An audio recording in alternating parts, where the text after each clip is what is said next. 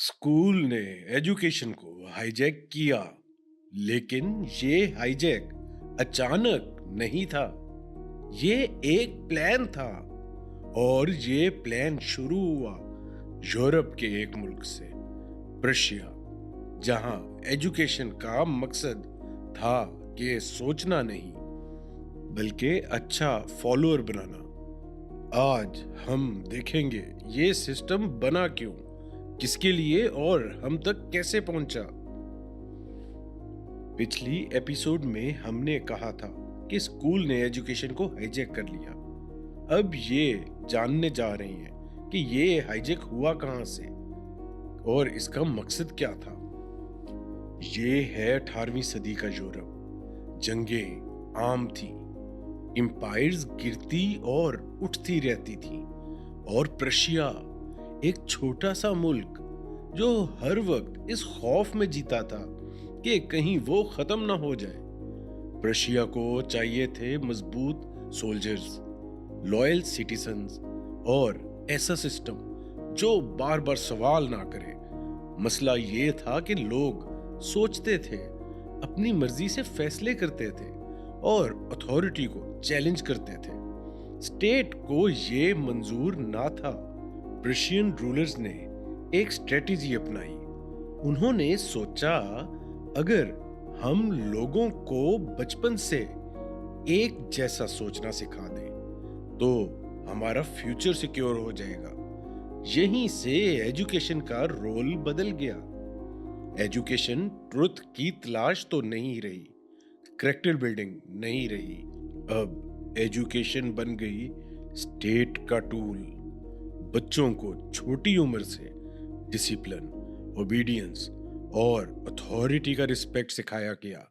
सोचना सेकेंडरी कर दिया गया, फॉलो करना प्राइमरी। प्रशिया के इस सिस्टम ने एक नया क्लासरूम डिजाइन किया। फिक्स टाइम टेबल, बेल्स का सिस्टम, रोज में बैठे हुए बच्चे, एक टीचर जो सब पर नजर रखता है। और उधर साइलेंस का मतलब है डिसिप्लिन, सवाल का मतलब डिस्टरबेंस।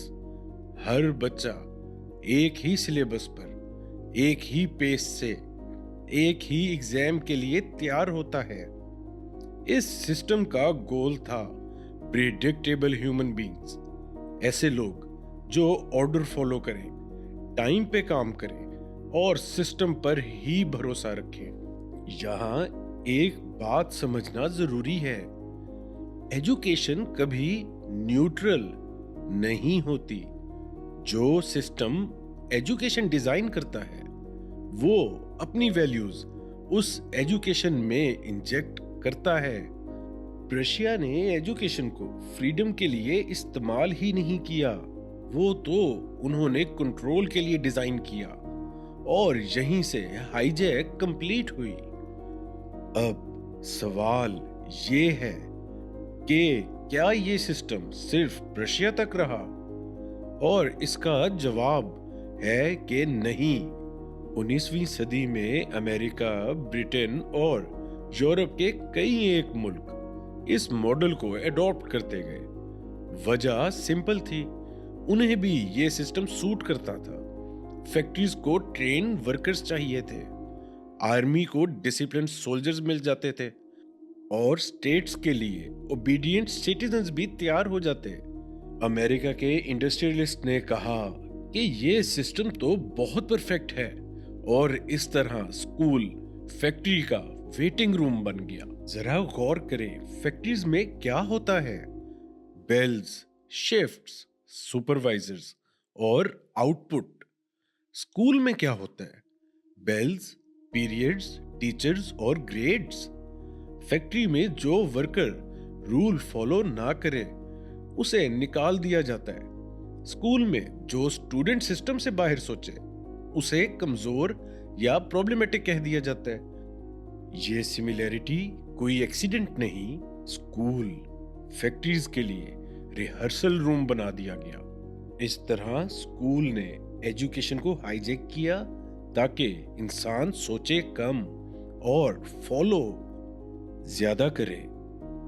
अब बात करते हैं हम हमारी ब्रिटिश एम्पायर ने Persian inspired education system colonies में इंट्रोड्यूस किया।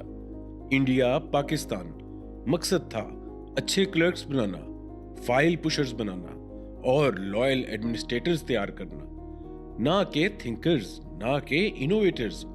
इसीलिए आज तक रट्टा कल्चर, एग्जाम ऑब्सेशन और डिग्रीज को पूजा जाता है। आज भी उसी सिस्टम को फॉलो कर रहे हैं जो किसी और के कंट्रोल के लिए बना था। अब जरा रुक कर ये सोचिए कि जब एक सिस्टम जो ओबीडियंस और क्लर्क्स बनाने के लिए डिजाइन हुआ, वो 200 साल तक किसी सोसाइटी पर लागू रहे, तो उस सोसाइटी की सोच कैसी हो जाती होगी। पाकिस्तान में हम इसका नतीजा रोज देखते हैं। हमारे घरों में बच्चों से ये कौन पूछता है कि तुम क्या सोचना चाहते हो, बल्कि ये होता है कि मार्क्स कितने आए, साइंस ली या आर्ट्स, डॉक्टर बनोगे या इंजीनियर। यानी बचपन से ही वैल्यू सोच को और गौर करने को नहीं, बल्कि नतीजे को दी गई, रिजल्ट्स को दी गई। इसी सिस्टम का नतीजा है कि हम आज अथॉरिटी को चैलेंज करना बदतमीजी समझते हैं। सवाल पूछना कोई हिम्मत की बात नहीं, बल्कि गुस्ताखी समझी जाती है और गलतियों को लर्निंग नहीं बल्कि शर्म का मुकाम समझा जाता है। इसीलिए हमारी सोसाइटी में मीटिंग्स में सब लोग एग्री करते हैं, लेकिन बाहर जाकर सब कंप्लेन करते हैं।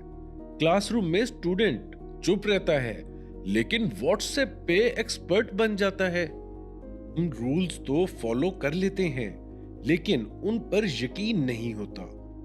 एजुकेशन ने हमें कंप्लायंट सिटीजन्स बना दिए, कॉन्शियस सिटीजन्स नहीं बना पाई। इसका एक और गहरा असर ये है कि हम अपनी जिम्मेदारी सिस्टम पर डाल देते हैं। जॉब नहीं मिली, सिस्टम गलत है। स्किल डेवलप नहीं हुआ, यूनिवर्सिटी का कसूर है। डायरेक्शन नहीं मिल रही, किस्मत खराब है। लेकिन हम कभी ये नहीं पूछते, क्या मुझे कभी सोचना सिखाया भी गया? क्या मैं गौर करने के काबिल भी हूं? पर्शियन मॉडल ने हमें ये सिखाया कि अथॉरिटी ऊपर होती है और इंडिविजुअल उसके नीचे रहता। इसीलिए हम लीडर का इंतजार करते हैं, सॉल्यूशंस नहीं ढूंढते। डिग्री को इज्जत मिलती, लेकिन समझ को, गौर को, अंडरस्टैंडिंग को इज्जत नहीं मिलती। और सबसे दर्दनाक बात, हम अपने बच्चों को भी वही सिस्टम गिफ्ट में दे देते हैं जो हमें कंफ्यूज कर गया था। अब ये सिर्फ एजुकेशन का मसला नहीं, ये सोशल बिहेवियर्स का क्राइसिस है। और अब आज का स्टूडेंट सिलेबस कंप्लीट करता है, मार्क्स अचीव करता है, लेकिन पर्पस नहीं मिलता। डिग्री होती है, लेकिन डायरेक्शन नहीं होती, क्योंकि उसे सवाल करना नहीं सिखाया गया। फेलियर से सीखने का हुनर उसके पास है ही नहीं, और क्यूरोसिटी को, तजस्सुस को कभी रिवॉर्ड नहीं मिला। ये स्टूडेंट्स की तो गलती नहीं, ये सिस्टम की गलती है। यहां एक बात क्लियर होनी चाहिए, मसला टीचर्स नहीं है, मसला तो स्कूल्स भी नहीं है। मसला वो मॉडल है जो इन स्कूल्स ने एडॉप्ट किया हुआ, वही मॉडल जो 200 साल पुराना है और आज की दुनिया के लिहाज से ऑब्सोलीट हो चुका, कोई मुताबिकत नहीं रखता। अब सबसे अहम सवाल है हमारे सामने कि अगर ये सिस्टम इतना फ्लॉड है, तो फिर एजुकेशन होनी कैसी चाहिए? और क्या बिना स्कूल के लर्निंग मुमकिन भी है? क्या सिस्टम के अंदर रहकर आजादी मिल सकती है? और क्या हम एजुकेशन को वापस रिक्लेम कर सकेंगे? एजुकेशन का मतलब था सोचना, और जो सिस्टम सोचने से डरे वो कभी एजुकेशन नहीं दे सकता। अगली एपिसोड में हम बात करेंगे कि क्लेरिकल माइंडसेट क्या होता है और इसकी जरूरत इतनी अशद क्यों है।